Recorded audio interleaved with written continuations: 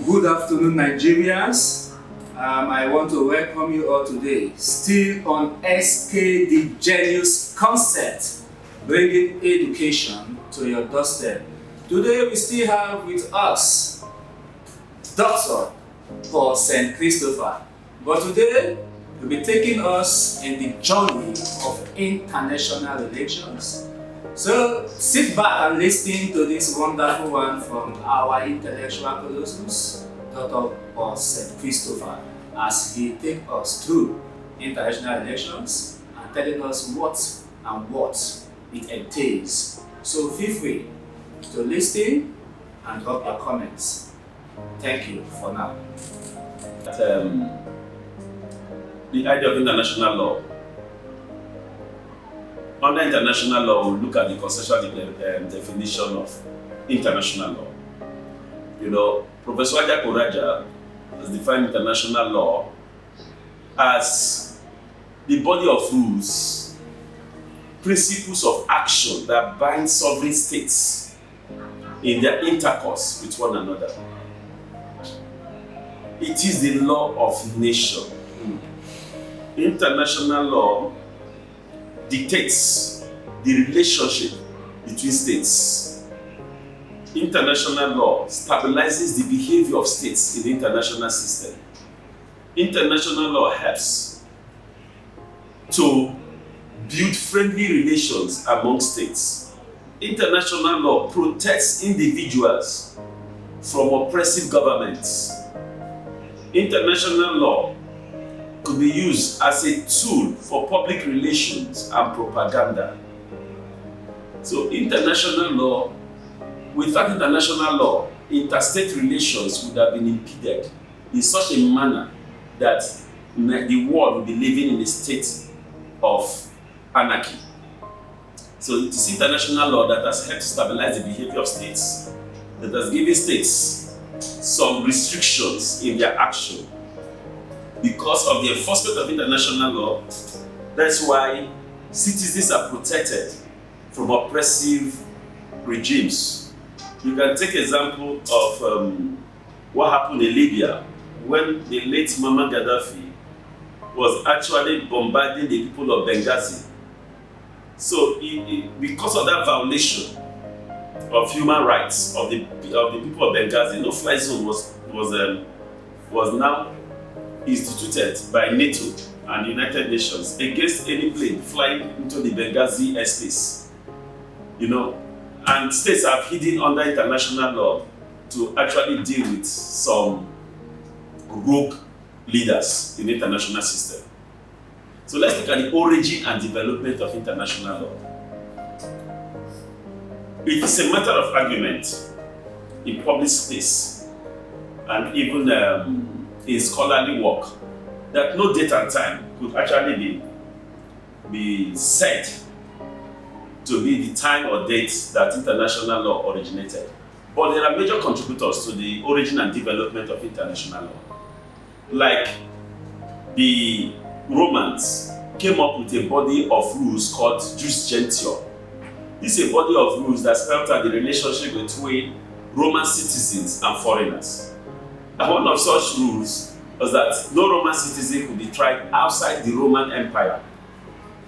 For any offense that they commit, you must bring them back to the Roman territorial integrity for trial. So other states now saw this as a reasonable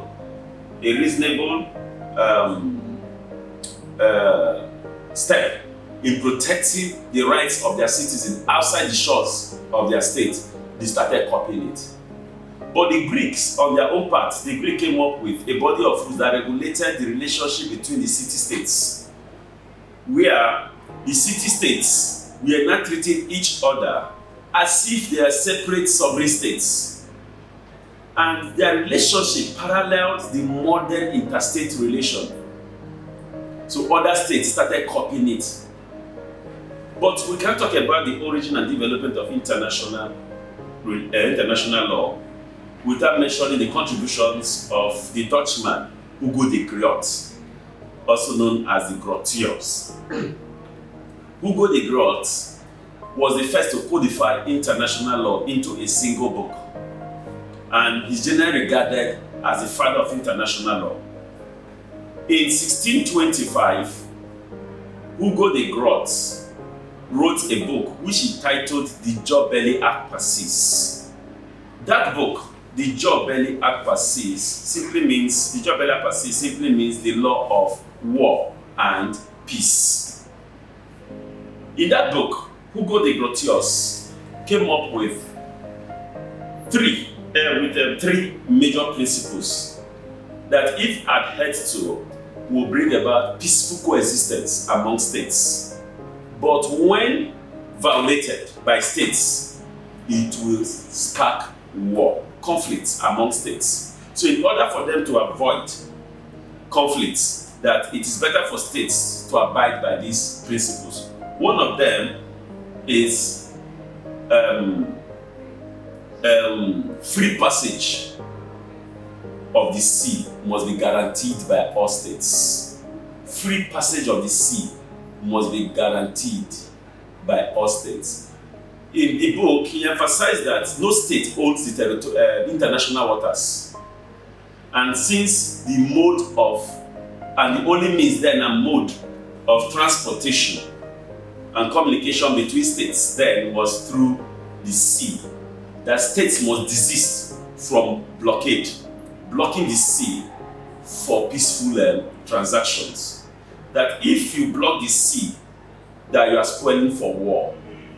That all states must respect the international territorial waters. That no state owns the international waters. Therefore, there must be safe passage of the sea. The second one is that restitution for harm made must be done.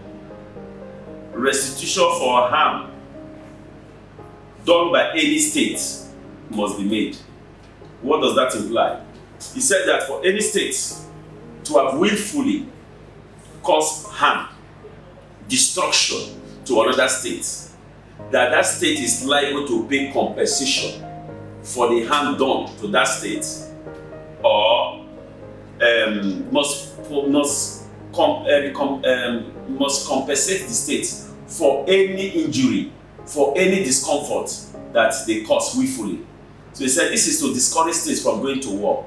Because if you go to war and you are found guilty, you need to pay for all the damaged properties. The damage is caused by that war. So that second principle is to restrain states from taking unilateral actions of unnecessary provocations against states. The third principle, he said, which he called pacta sunt servanda, which is promises given must be kept. He said, and it's revolves around bilateral and multilateral agreements between states. That once states get into agreements between them, that agreement should be binding. That what the major cause of conflict in the international system was broken promises, not keeping to an agreement, which actually sparked the First and Second World War. So these principles are so germane and led to the development of international law. So after this, we'll go to the sources of international law. The sources of international law are contained in Article 38 of the Statutes of the International Court of Justice. And under the statutes, the sources are clearly spelled out. One, customs and convention as one of the sources of international law. Customs and conventions are everyday practices by states that have come to be recognized as law.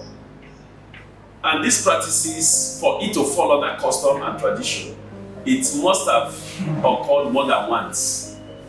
And the states involved must be two or more. And the states involved must also recognize such practices.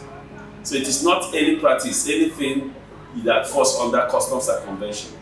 There are also guiding principles of behaviors or conducts that falls under customs and principle. One, it must be recognized by states involved. It must have occurred more than once, and it must be two or more states that are involved.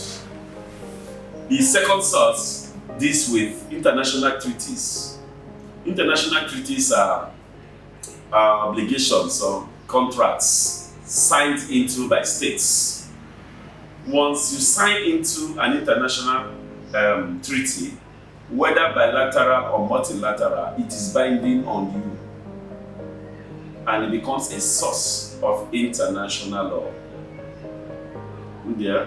Now, that is part of what gave Cameroon an edge over us, over the Bakassi Peninsula issue. It's one of the sources they dug up with which they defended the cause of their claim over the Bakassi Peninsula. Number 3 is writings of publicists and judicial precedents. Judicial precedents are cases that have been deliberated on and disposed of. So judges can still fall back on those cases to draw inferences from them in reaching out to an agreement. While writings of